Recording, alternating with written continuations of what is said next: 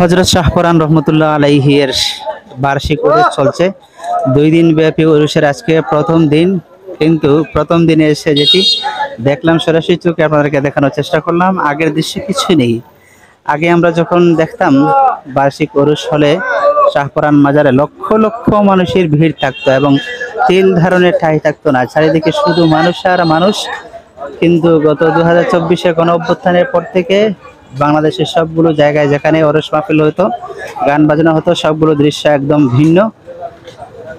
আর দেখছেন এখন শাহপরান রহমতুল্লাহ আলাইহির মাজারের দৃশ্য এবং চলছে বর্তমানে বার্ষিক ওরস মাহফিল। আগের মতো মানুষ নেই, গুটি কয়েক মানুষ ব্যতীত কোনো মানুষ নেই।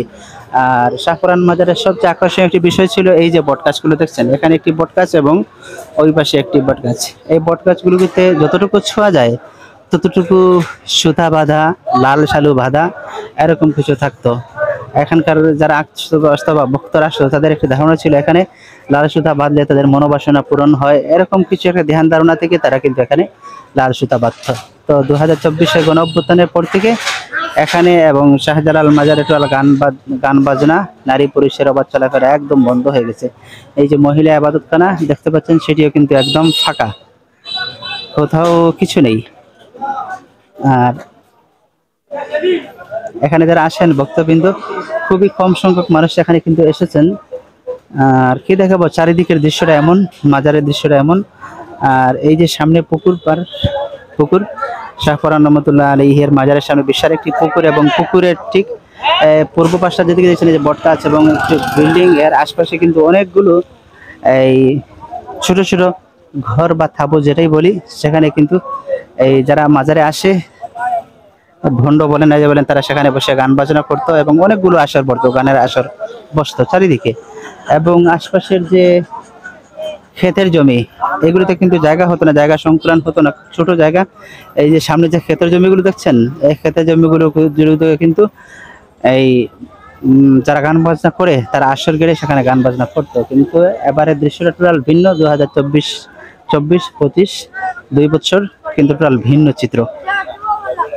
আর এটি দেখছেন মাজারের সামনের মেইন রাস্তা, কোথাও কিছু নেই, কোথাও কোনো আগের মতো কিছু নেই। যেমন প্রতিদিনের চিত্র যেরকম, বার্ষিক উরুসের চিত্র ঠিক সেরকম। এই যে একটি বটগাছ দেখছেন, এই বটগাছে কিন্তু চারিদিকে লাল সুতা, লাল কাপড় এরকম বাঁধা থাকতো সব সময়। আমরা দেখলাম যতটুকু ছোঁয়া যায় ততটুকু ধরে শুধু এই লাল সুতা বাঁধা থাকতো।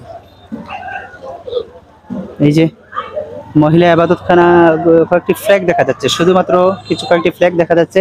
আগে কিন্তু আরো অনেক বেশি ফ্ল্যাগ থাকতো এখানে, কিন্তু এখন কিছু নেই, টোটাল চিত্রটা ভিন্ন। এই যে মহিলা আবাদতখানা,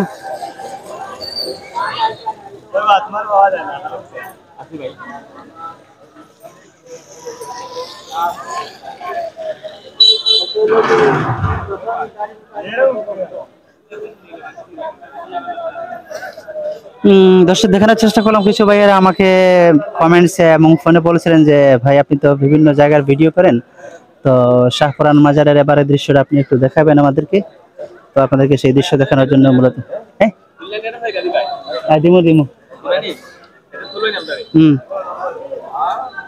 দর্শক এই ছিল আমাদের এখানকার দৃশ্য।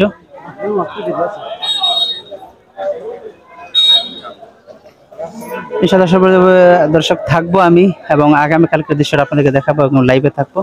আপনারা সবাই আমার চ্যানেলটি সাবস্ক্রাইব করে সহযোগিতা করবেন। ধন্যবাদ।